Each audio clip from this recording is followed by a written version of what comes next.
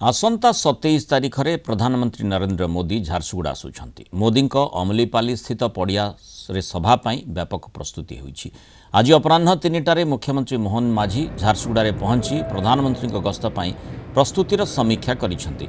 मुख्यमंत्री स्वतंत्र हेलिकप्टर जोगे आसी झारसुगुड़ा विमान बंदर अवतरण करने पर बीजेपी पक्षरु तांकु भव्य स्वागत संबर्धना दि जाइथिला। एहा परे पंडरीपथ स्थित बीजेपी जिला कार्यालय को मुख्यमंत्री जाइथिले। सेठी प्रधानमंत्री गस्त को गुरुत्वपूर्ण बैठक करिसेंति। तांको सहित राजस्व मंत्री सुरेश पुजारी, पंचायतीराज मंत्री रवि नारायण नायक, स्वास्थ्य मंत्री मुकेश महालिंग प्रमुख उपस्थित रही सबु व्यवस्थार जांच करथिले। यापर मुख्यमंत्री अमलीपाली स्थित सभास्थल में पहुंची प्रस्तुतिर समीक्षा करथिले। सेहीपरि आज सकाळु पुलिस डीजी वाईबी खुरानिया सभास्थल में पहुंची सुरक्षा व्यवस्थार तदारख करथिले।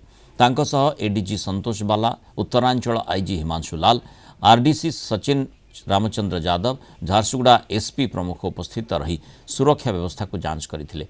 विमान बंदरु सभास्थल जाए सुरक्षा व्यवस्था किभଳି रहिबो, केउठी सीसीटीवी कैमेरा लागिबो, केउठी सभा को आसुवा लोकंक जांच हेबो, से नि डीजीपी समीक्षा करिसेंति।